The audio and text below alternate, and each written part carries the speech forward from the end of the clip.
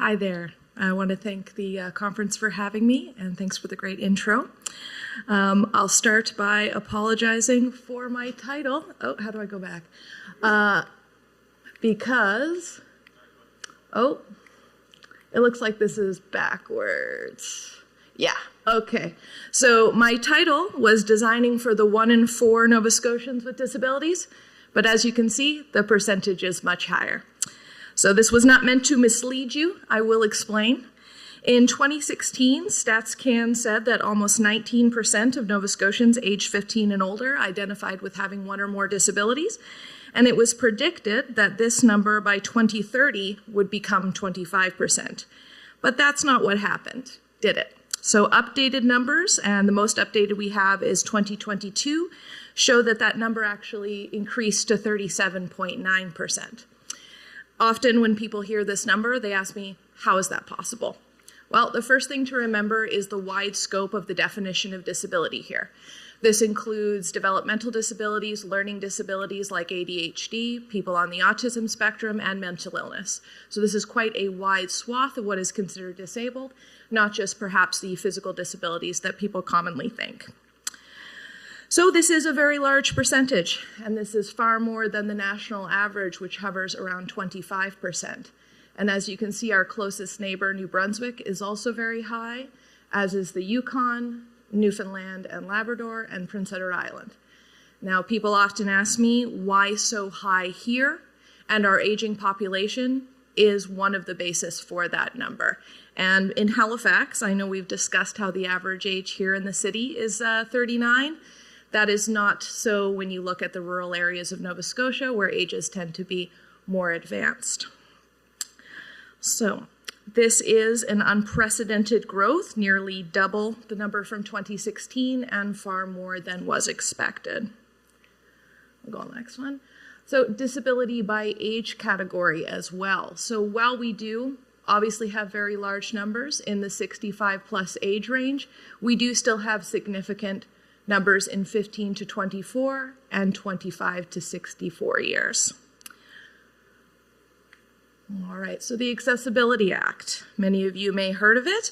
In 2017, Nova Scotia became the 3rd Canadian province to pass accessibility legislation, demonstrating a commitment to more equitable and barrier-free province for all Nova Scotians.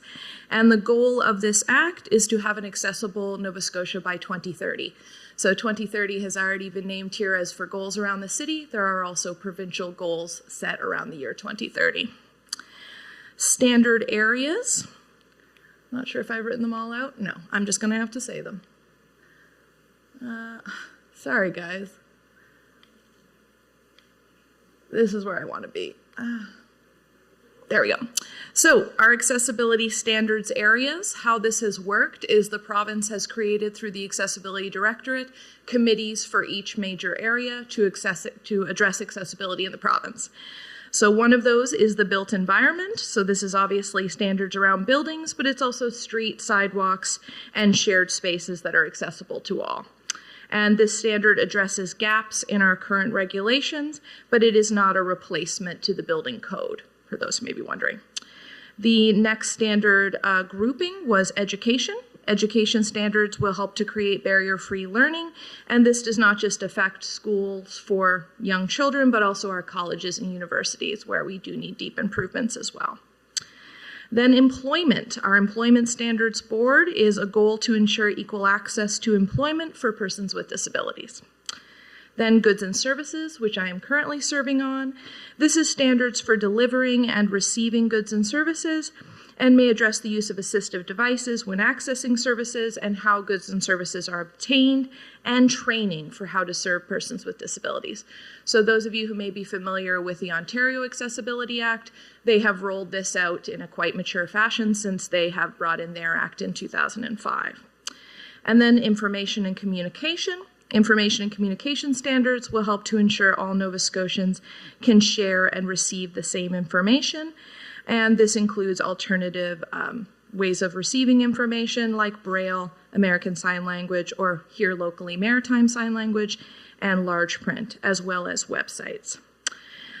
The next is transportation, and I believe this one is going on right now. These standards will help make it easier for everyone to travel to both rural and urban areas in Nova Scotia, and transportation that is regulated by the federal government, such as air and rail travel, will not fall under these provincial standards. So just to make that differential there. So in consultation, let's hope this goes to the right slide. Yes. Key areas of concern for persons with disabilities in Nova Scotia were broken into these groups. Now, I think it's very interesting to bring up that more than a third of the concerns here mentioned do relate to accessibility in the built environment and city planning. So, access to recreation, as we see here. Now, this relates to our infrastructure of recreational activities. So we have made great strides here in Halifax in access to recreation, particularly in staffing to help people access recreation, but we still need more sites and more accessible sites. And this is especially important in our rural areas as well. Access to transportation. So obviously that was a big one here, and that is one that I have heard in facilitation quite often. And a lot of the issues are not just with the Accessibus service, which is the accessible bus service here in Halifax that people can use, but also with the main transportation system. This is one we hear a lot about, and this continues to be one of the most reported issues in public consultations year over year by persons with disabilities as a place that we are failing to meet needs. Access to the built environment. So we not only have issues with buildings within them, but also with siting. Where is a building? How accessible is it from public transit? How accessible is it from a sidewalk? Does it have a drop-off zone? So getting there, accessing the building, and then what happens inside are all part of that. Affordable and accessible housing. Obviously listed here as a big one, and one that continues to be of more and more growing concern. We're obviously in a general housing and affordability of housing crisis, both in the city and in the province, but these types of shortcomings affect people with disabilities more often than they do other groups. And we also have recent data to show that persons with disabilities experience rent-eviction and eviction at a higher rate than other Haligonians and other Nova Scotians. And they are more vulnerable when these things happen, as it is more difficult for them to find housing, again, that meets their need. Seeing as we're already at a 0% vacancy rate, you can imagine how much more difficult it is to find an accessible apartment. Stigma and discrimination. While this doesn't seem to be related to the built environment and to city planning, I would argue that when interactions with businesses or institutions begin within an accessible building, this leads people to feel discriminated against and stigmatized from the offset. So there's only so much that behavior and accommodation can do after that when the building itself was unwelcoming from its design. Access to employment. So if buildings are not accessible, people cannot work in them. This seems pretty obvious, but the work from home model that was enacted during COVID is something that people with disabilities have been advocating for decades. And they were always told, it's not possible. We can't possibly do it. Well, apparently we could do it, and we did do it, and we did it remarkably fast. So this seems like something that is now being clawed back a little bit. People are being asked to return to the office, but it's very important that an option of hybrid or at-home labor exists for some, but also that buildings themselves become more accessible. It is certainly not the solution to have everyone with a physical disability working from home because the building cannot accommodate them, but both options should be available depending on a person's needs. So, best practices in accessibility at home and abroad. So I do think that Nova Scotia has made some great strides. I'm going to mention some things provincially. Build Nova Scotia's viewing deck at Peggy's Cove is a really excellent example, not just for access to the beauty of Peggy's Cove, but also for the infrastructure throughout, from the parking to the viewing and the washrooms as well.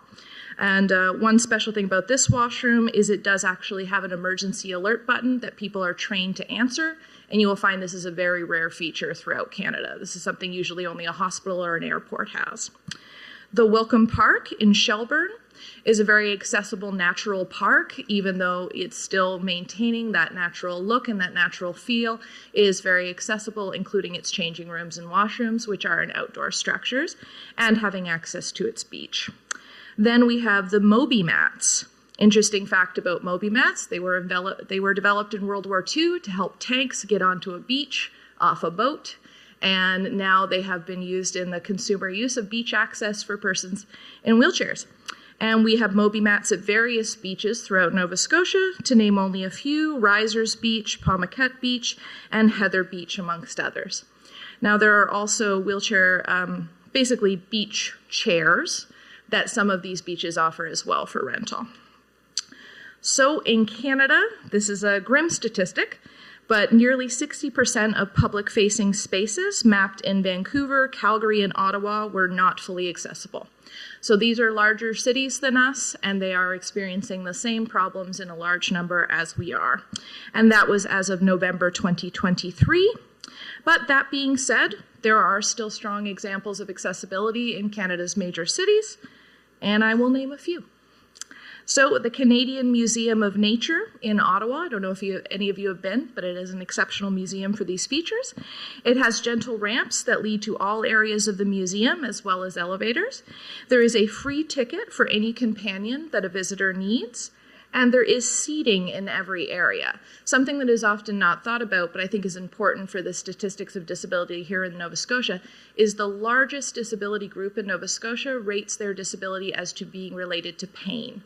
And when people are in physical pain, they need to have the option to sit down periodically when touring something like a museum. So I think this is one that is often overlooked, having enough seating at frequent intervals. There's also wheelchairs available for loan at this museum, as well as wheeled walkers.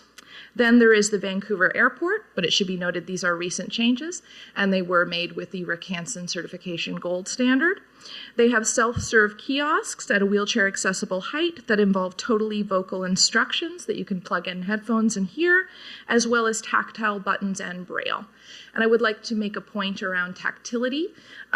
With the use of smartphones, the use of braille is somewhat diminishing. People are still learning to read braille, and it is still necessary, but tactile raised lettering also meets a large group of those users without needing to have learned braille, and also is easier to do. There is actually only one printer in our province who makes braille materials. So you can imagine across Canada, there is a shortage of those who produce and have the expertise to create braille. So using raised lettering can be an easier, more accessible way to create that access. There is also in the Vancouver Airport adult change tables. This is something that has been widely advocated for, and they're on a hydraulic lift. They come to the height of the person using them that needs to access the table, and these are something that are not just accessed, again, behind a locked door or with assistance, but for anyone who needs them in the Vancouver Airport.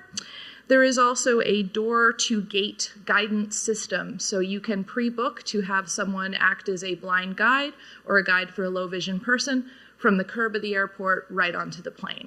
And the Vancouver Airport is one of the few that offers such a service. So the United States, so that was Canada, little Nova Scotia, little Canada. The United States of America and the United Kingdom are often examples that get most compared to us because we have a lot of similarities with those nations. And I will be talking about a few of those examples. But I thought I would share with you the 10 most accessible cities in the world. Am I allowed to interact with the audience? Will anybody stop me? Does anyone know what the #1 accessible city in the world? Tokyo? It is on the list. Anybody want to take another shot at it? You're right, it is Singapore. So Singapore is the world's most accessible city, and that is largely due to the advanced age of the average citizen in Singapore, but come find me later if you want to hear more about that. #2 is in the US, and it's actually Las Vegas. What you will notice as a trend here in the list is the American cities that are the most accessible are the tourism hub cities. So it's something to think about for here in Halifax if we want visitors. Who are those visitors and how can we draw them by competing or at least being as good as the accessible cities in other nations? #3 is Amsterdam in the Netherlands. #4 is New York in the US. #5 is Orlando in the US. Obviously as well, that's another one connected as it is a popular spot to retire in the US. Paris, France. Shanghai, China. London, UK. Sydney, Australia, and Tokyo, Japan. Now, I like to draw these examples because one thing I often hear about Halifax is, we're too old, the city's too old, the infrastructure's too old, we couldn't possibly make the changes to be a leader in accessibility. Well, almost every city on this list is as old or older than us, so I would like us to challenge our thinking about how the age of a city or its infrastructure determines how accessible we get to be. And I thought I would bring some more examples of that just to bring it home. Shakespeare's Globe Theatre, it is a recreation, but it's in the same footprint in London, England, is one of the world's top 20 accessible locations to visit. So one of the ways that they do that is the entire theater, exhibition, and tour are wheelchair accessible. There are recorded commentaries for every single presentation given that people can listen to in a multitude of language. There are Braille panels placed all along the exhibition so that anyone who uses Braille is getting the exact same information as anyone else taking the tour. There is audio description, there is British Sign Language, there are captioned performances that take place in line with all the same amount of those that take place for anybody else. And there are also relaxed performances for visitors with autism. So there is quite a range of services that they are offering there, and they are offering them, importantly, just as much as they offer any other kind of performance or any other kind of feature. The next may surprise you. Buckingham Palace is a very accessible place to visit. It is available for public tours 3 times a year. Now this is for everybody. They only let people in 3 times a year. But when they do, there are portable lifts that are moved around to make all the exterior short staircases accessible, as well as there have been ramps built in.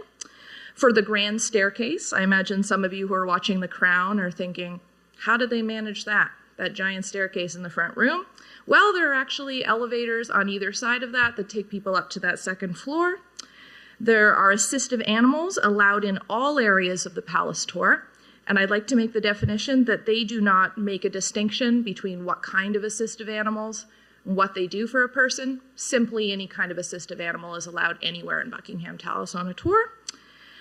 Then, if you're in any outside area of the palace grounds that are uneven or steep, visitors who use a mobility device are escorted around on a golf cart that is especially designed to take both the user and their wheelchair on it.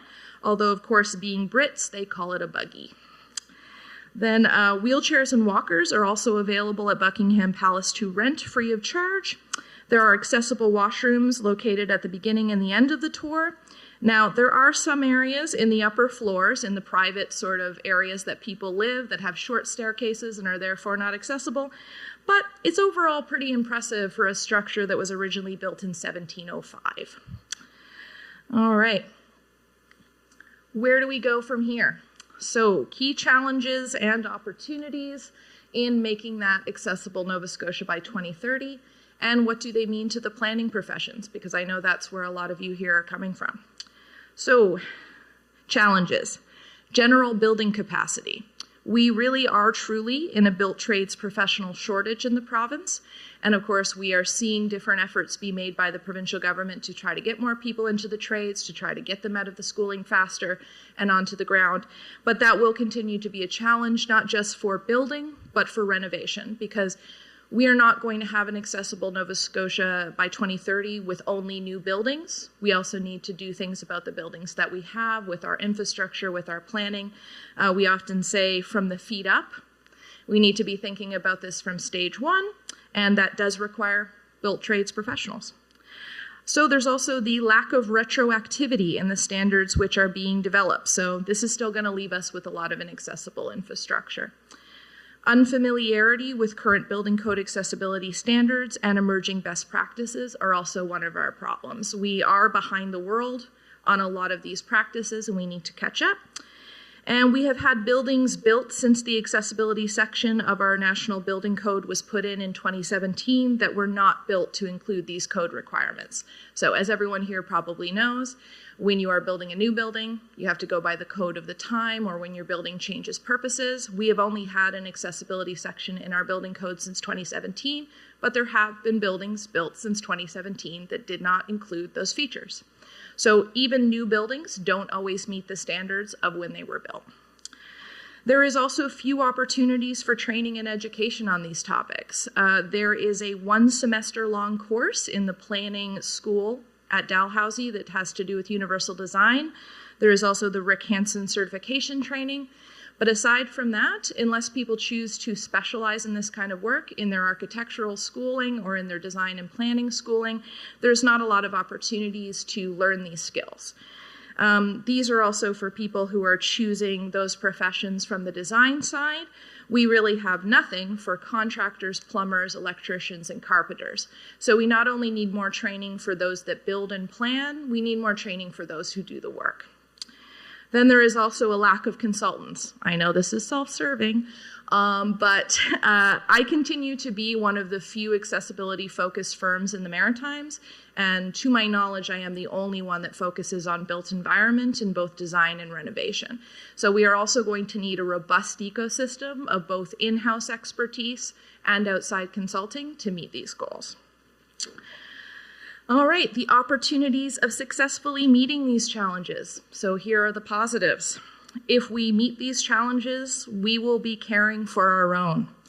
The people in this room are the builders of our communities and the crafters of our future, and to do this job well means to meet the real lived needs of the community members who exist here right now. It is great to be focused on growth and whatever kind of growth we want, but we also have to take care of everyone here, regardless of ability or age, including our seniors. I know it's very exciting to have a growing and young professional community, but that doesn't mean we have to leave behind the needs and responsibilities of our caring for our elders here in this province. Tourism. So I like to make this point to people that people emerge from beautifully accessible cruise ships to a less accessible city. What kind of message does that send people who are traveling on US and designed from the US, but they're not seeing the same standard reflected when they enter our city or when they do rural tourism throughout the province? So we do not want to let people down when they come here by not meeting their accessibility expectations. Then there is the dangers of failing to meet these needs. If we do not make our cities accessible, we are also not meeting the modernity of other cities. So if you travel around the world a lot, you will see that other cities are getting more accessible, and we will be falling behind if we're not meeting that. There's also the increasing housing crisis that is impacting the most vulnerable community members. So to statistics highlighting the epidemic amount of disabled persons and seniors who are homeless now, this is only going to continue to worsen if we don't build accessible and affordable housing. The job market will also continue to suffer if persons with disabilities are left out of it, as there continues to be a very high rate of unemployment for people with disabilities, both in Nova Scotia and Canada at large. And if that population grows, but work does not become more accessible for them, how many more people are not part of the job market? There's also the cost to the economy of exclusion. So if we have that high of a percentage of persons with disabilities and our businesses and services are not meeting their needs, how much money is being left on the table in our economy by excluding people? So I just want to leave us on the note that I do think these challenges are possible to overcome. I do think that there is the will and the heart. We just have to put the very intentional infrastructure behind that to create both the Halifax and the Nova Scotia that is needed to meet the needs of our population. Thank you.